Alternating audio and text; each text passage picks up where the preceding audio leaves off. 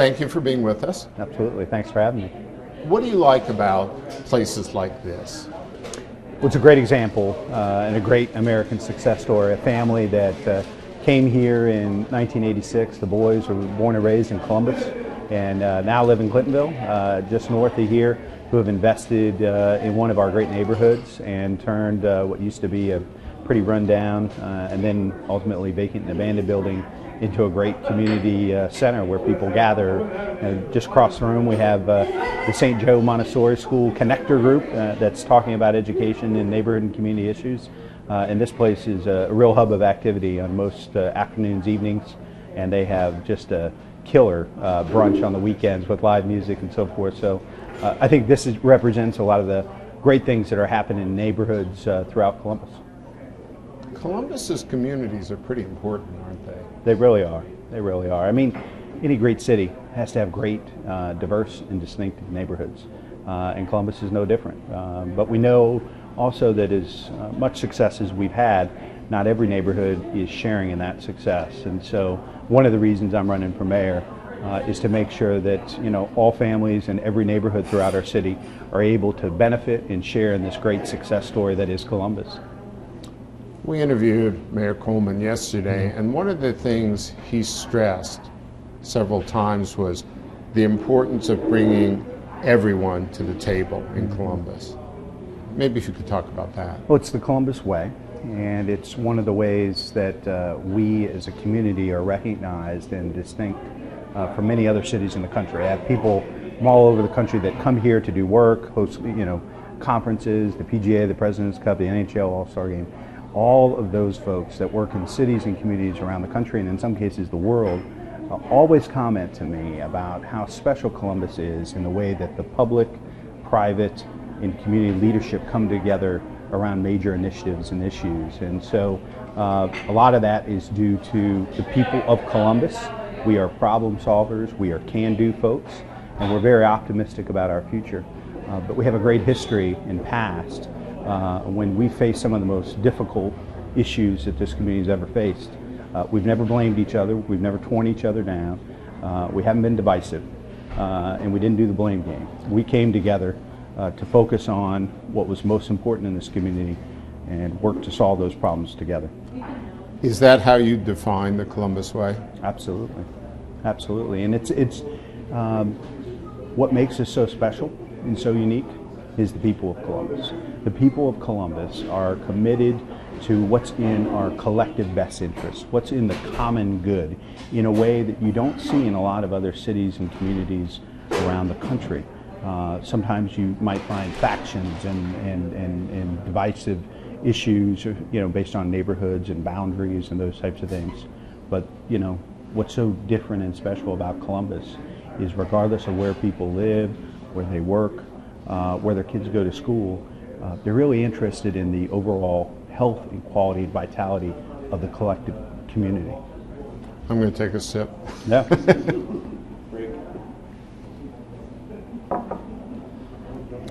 For this next one, please don't give me a campaign stump speech or answer. Otherwise, I'll take your coffee away.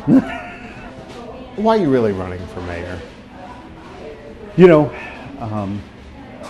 The bottom line is this city has given me an awful lot, an amazing childhood, an outstanding education, a great place to raise my daughter. I believe that to whom much is given, much is required and expected. And so it is a responsibility and obligation of mine to give back to this great city that has given me and my family so much. And I just have a very core belief that as amazing as our success is and the way that Columbus has grown and developed and now in center stage in this conversation around the country as a great city, there are neighborhoods that haven't benefited from that, have not shared in that success. And so I want to focus on lifting up neighborhoods like Linden, like the Hilltop, other neighborhoods in our city that need our collective commitment and investment to make sure that the children, the families in those neighborhoods have the same kind of childhood and get the same sort of opportunities for success that I got and that we're giving our daughter, raising her here in Clintonville. I'm not asking you to talk badly about your opponents. Good, because I won't say anything about them. What separates you from the other candidates? I think a couple of things. Obviously, my experience, my track record, the work that has come out of the partnership between the mayor and I over the last 8 years, working side by side with him very closely on all major initiatives and issues, budget priorities and strategic plans. We've all done together as partners. But I think really what separates me is, my judgment, my ability to work well with folks from across the spectrum. When we started this campaign, we got 40 elected officials together to endorse my candidacy. My guess is those 40 people have not been together in one place at one time for any other issue or purpose. And so it's an ability to bring people together to solve tough problems, whether they're from organized labor, whether they're from the business community, whether there are other elected officials. I believe strongly in a collaborative, collective commitment. And it takes the right type of person that can work well with folks, that doesn't always need to take the credit, and is willing to work, with the county, other municipalities, with officials at the state and federal level to solve problems for the people of Columbus. For our debate next week, we've heard from a number of people who are going to be there or watch. And one thing we're hearing from a number of folks is they're concerned about crime. What do you say to them? And is that part of the mayor's job, is to make sure people are safe and not worried about crime? Absolutely. It's been this mayor and this council's top priority. As you know, over 70% of the city's budget is devoted to public safety. And I believe we have one of the best police chiefs in all of the country, one that has fully embraced community policing like no other police chief we've ever had. So we're continuing to aggressively go after issues involving crime. We're widely recognized as one of the safest big cities in America, and as our population has continued to grow, violent crime has actually gone down. But that isn't good enough. Any violent crime that's committed in our city is one too many. And so we're going to remain focused on making sure that we have enough police officers, that they get the best training. We're an internationally accredited division of police, one of the best in the country. But we can always get better. And one of the things that our chief is doing right now is going out and listening to folks from around the community who have some issues with the Division of Police, may have had negative experiences with the Division of Police, and where there's a trust gap, a credibility gap with certain constituencies in our city with the Division of Police. And she's hearing those stories. She's getting recommendations and input from the public, and she's going to be putting forth some recommendations to the safety director that the mayor and I look to hear from in the next several months. And some of the other things we're doing around this, we just identified, working with the chief, minority and inclusion officers, so folks that will work directly with constituencies, whether it's the LGBT, immigrant communities, and the African American community, to help build some trust and goodwill and deal with some of the credibility issues and the gap that exists between those constituencies and our police officers. And one of the other things we're doing are tasers, which is a non-lethal way to deal with an escalating situation. Some of them, not all of our officers had tasers and they weren't up to date.